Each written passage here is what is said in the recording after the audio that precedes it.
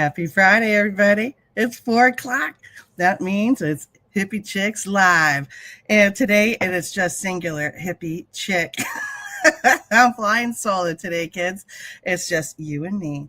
Elle is very busy with her theatrical career right now. She has two productions going on. And of course, this weekend is kind of wrapping up the whole summer season as they get ready for their productions for the holiday season. So she says hello and hi and peace and love to everyone. But she needs this time to focus on that. So I figured we'd have a little time here before we've got the fall equinox coming up on Monday, I believe. And then Sunday is a big deal where we've got the partial lunar eclipse and new moon in Virgo. And this is going to be pretty heavy duty. All the astrologers are just, some of them are trying to be nice about it, like, just keep grounded, focus on the light. And other ones are like, holy fucking shit. So I'd like to kind of balance everything out right now and talk about a couple of things. I thought maybe at some point, maybe I would, how many times I'm going to say maybe, do a little hypnosis, just, to get grounded, to tap into your power. Because we're going to need it right now because the manipulation machine is on full tilt right now. And they're trying to rattle the cages of everybody. And for some people, it's working. And God love them. And I send them love and light. And for the rest of us, we're just like, let's stay as grounded as possible, anchor as much light as possible, because you can see exactly what's happening right now. So I thought I'd start with something that I came upon earlier this week. It was a podcast, Mel Robbins. If you're not familiar with her, she is an American influencer, podcaster, very wise sage. I like the way she delivers her material. It's very grounded, no nonsense, and heartfelt. It's, from her own experience. She walks the walk. She's not just, talking about it. So she did an episode on September 11th that really caught my attention. And let me back up a second because my dog Levi wants to come in and be at my feet because he is my protector. He takes care of his mama. She did this program talking about, how we need to participate in reprogramming our mind because, we have been gravely brainwashed, if you will, every one of us. I call it with my clients automatic negative default, and it zaps your power. It drains you literally, and it's focusing on what you don't want or don't like, what you're afraid is going to happen, and the lack of what you want. And the narrative right now is blasting all of those things to keep us disempowered. So what I really appreciated, what Mel did was, and I don't know if this is hers per se, it may be literally, but she could have just, like we all do, we take little bits and pieces of everything we hear and we create something out of it. So, who cares? It's good material nonetheless. So it's something that she says to herself every morning, and it's how you're really setting the tone for the day. And please excuse me, I have allergies. Oh my goodness, especially fall is real fun. So anywho, I beg your pardon. She says there's 8 things that she says to herself every morning. And the first one is, as soon as you wake up, before you pick up the phone and start scrolling, and gosh, I hope you're not doom scrolling. I know it's easy to do, to go down that rabbit hole, but that's a big energy drainer for sure. So time out on that, please. But the first thing you want to say to yourself, and say it out loud, because you're activating your vocal cords and you're hearing the sound of your own voice, and you're really helping to program your supercomputer, which is what's creating this existence that we have here on 3D Earth. So the first thing you say is, today's going to be a great day. It's pretty simple. Doesn't matter what you see coming up. If you have to go to a funeral that day, if you got to deal with a particular shitty client that day that is just the biggest a-hole you've ever met in your life, but you still have to, get the taste of ass on your mouth because it's a part of your job. it's going to be a great day. Okay, hear me out. It's going to be a great day. Number two is something cool is going to happen for me today. That one in particular, I really like, and this is all a part of the law of assumption. You're assuming that's going to happen, and it could be something as little as you just saw a particularly groovy cloud that day, and it made you happy, or your favorite song came on the radio, or you got that killer parking spot that you never get. You always have to walk, and that's not a bad thing, but finally, once and for all, oh shit, I got the primo spot. That kind of stuff. Pay attention, because where your attention goes, this is where the energy flows. And I know you feel me saying this, because our attention is trying to be pulled elsewhere to keep us disempowered and drained. And these affirmations, whether you're really feeling it in the moment or not, doesn't matter, because this is how you resist the darkness, is with the lightness. So something cool is going to happen for me today. The next one is, no matter what happens today, I can handle it. Because the root of anxiety is a root belief that you're not going to be able to handle it, that it's going to be like the end of the world for you. Or it's going to be just so painful you can't bear it. Either way, the bottom line is you're inadequate. That's the biggest wound a lot of us has, is inadequacy, which will lead to the abandonment wound, because if you were inadequate, why would anybody abandon you, right? That's the way that the mind is thinking. So no matter what happens today, I can handle it, right? And I'd like to tack on to it, handle it with maturity and wisdom. Because some people handle things in a not so healthy way. So I'm tacking that on to the end of that one. Let me know in the comments if you agree with that. 4, an exciting new chapter in my life is starting today. All right. And that is positive. And again, positive expectation, acting as if this new chapter is happening. I'm not waiting. I'm not hoping. The word hope has what we don't really understand about the word hope, and I'm not dogging on it, because it has its place, I guess. But it's, when you really think about hope, it's in the future and out of your reach. Now, I just had a flash, like somebody that's been like incarcerated for a very long time. They need to cling on to some hope that they're going to get the fuck out of there, right? All right, so that keeps you going. That's that motivation. But for people that aren't in that dire situation, we like to use the word hope as, oh, I hope it works. I hope I could do that thing. To me, it seems like just a wishy-washy cop-out. I hope I can do it, but if I don't, that's okay, because I did hope. Try is in the same caliber as that. Try and hope is just a wishy-washy way of copping out on yourself. So, I'm not buying it.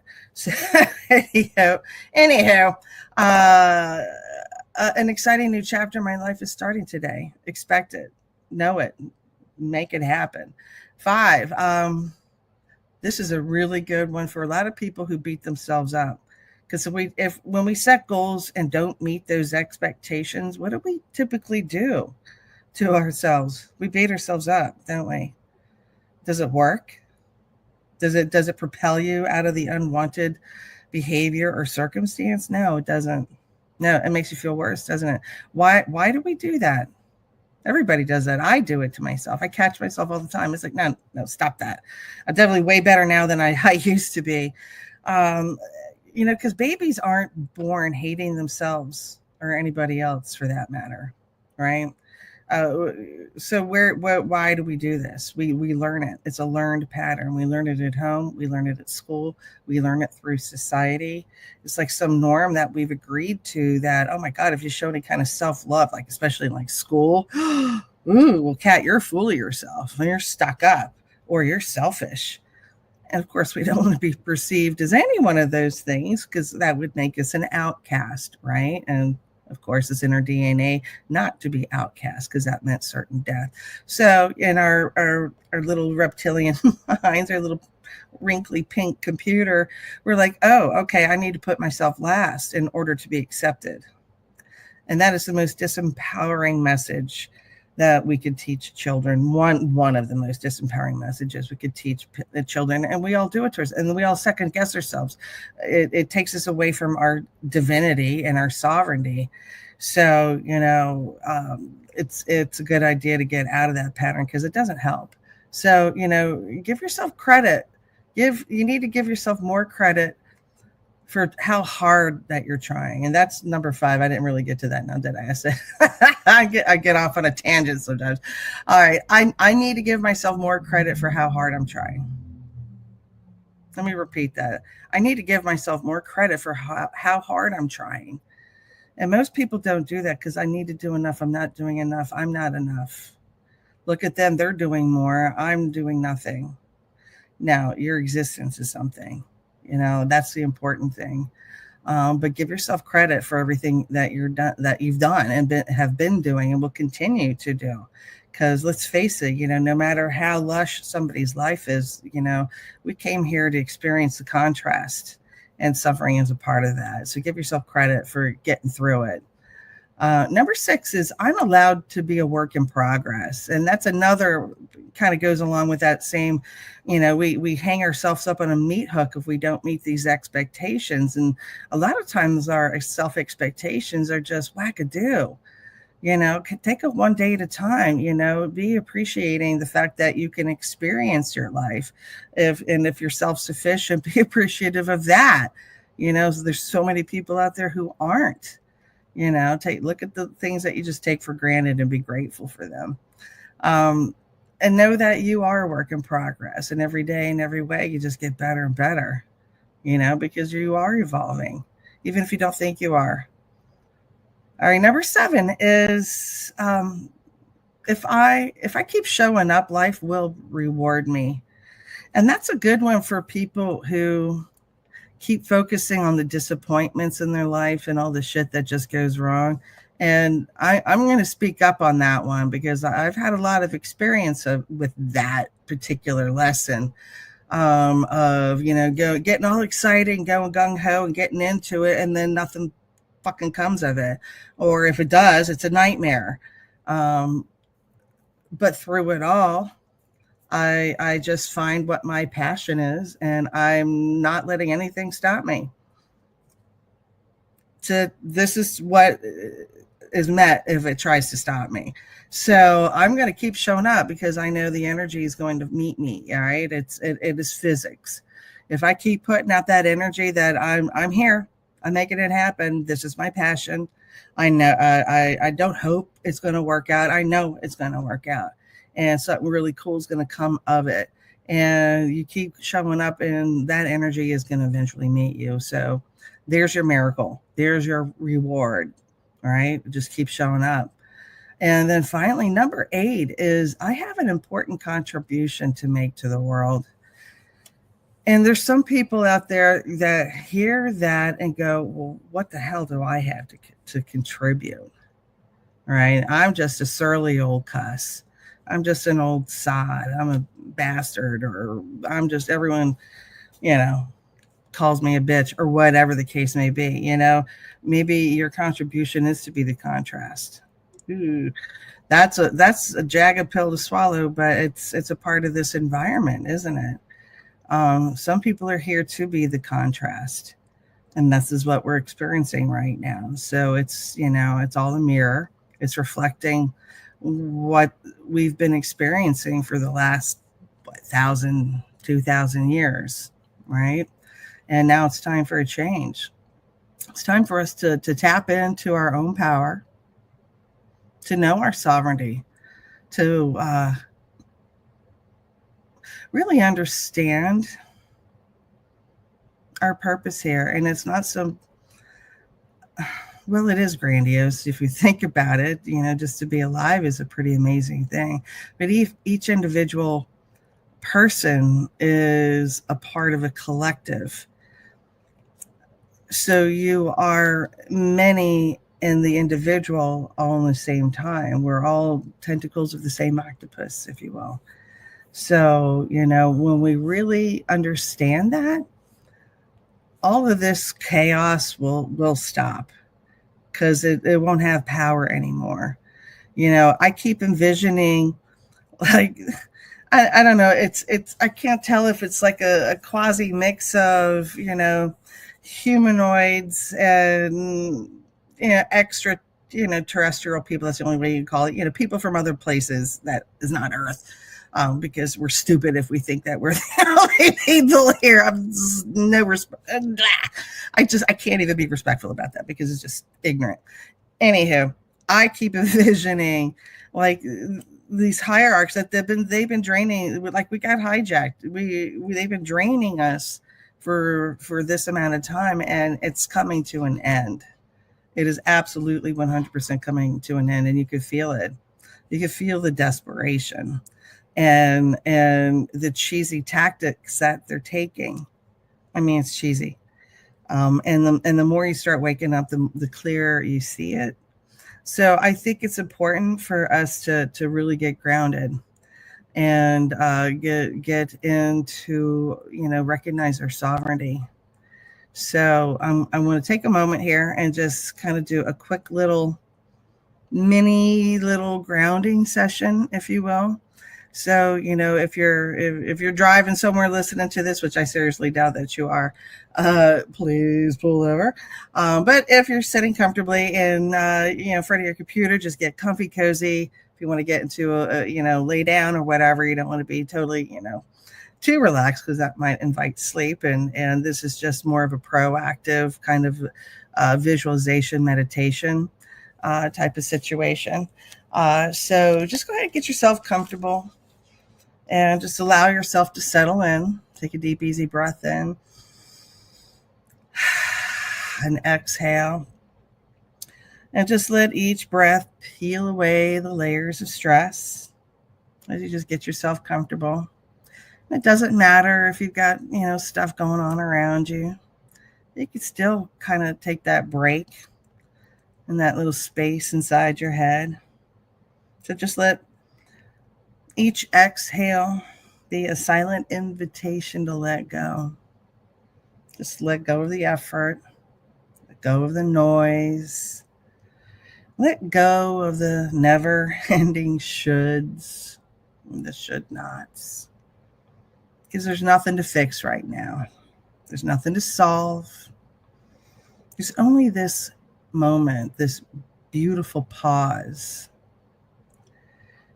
This moment right here where you give yourself that opportunity to just be, to just let yourself arrive here and let every breath draw you even deeper inward. And you can relax there with your eyes closed, or they could be open. Doesn't matter. Whatever feels right for you.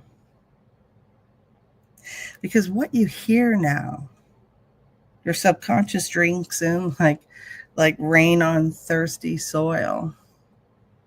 You don't have to try. You don't have to force. You're just simply absorbing.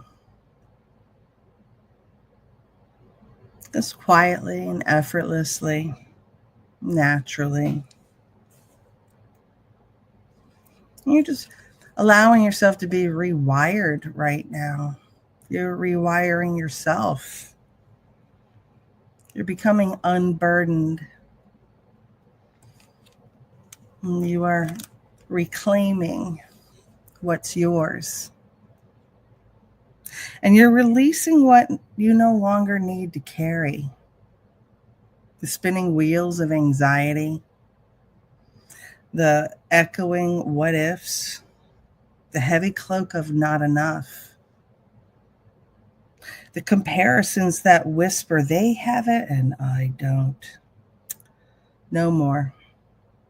From now on, anytime you feel a tremble of unease, the surge of comparison, the pinch of pressure, you'll remember this moment, this breath, this clarity, and this choice. And you'll respond, not with panic, but with peace. Because now you understand anxiety doesn't come from the world. It comes from your thoughts about the world, from the stories you were taught to believe, from the rules that you never really agreed to, from the whispers in your mind that say, I must succeed or life must be perfect. But my dear, you know what? That's not the truth. That's tyranny. And you're no longer bowing to it. You're stepping into deeper wisdom now. That's right. A gentler authority. A voice that says, I can want, but I don't need. I could dream without demanding. I could feel anxious and still be okay. Because, of course, you'll still feel anxious sometimes. It's perfectly human, but you'll respond with grace. That's right. Because you know that perfection is just a myth. Rejection is just an opinion. And anxiety is just a weather pattern in the mind. It just blows in and it blows out. All right. You'll stop making mountains out of discomfort. You'll stop building catastrophes from inconvenience. You'll stop believing every dramatic headline your mind tries to sell you. Right? And it's at that point is when you take your power back.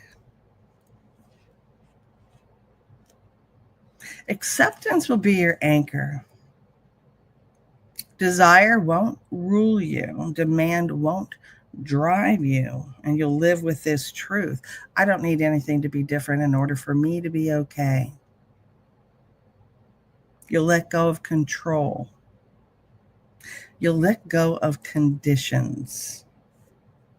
You'll let go of the internal drill sergeant that never lets you rest. Instead, you'll choose peace. You'll choose presence. You'll choose your own damn freedom.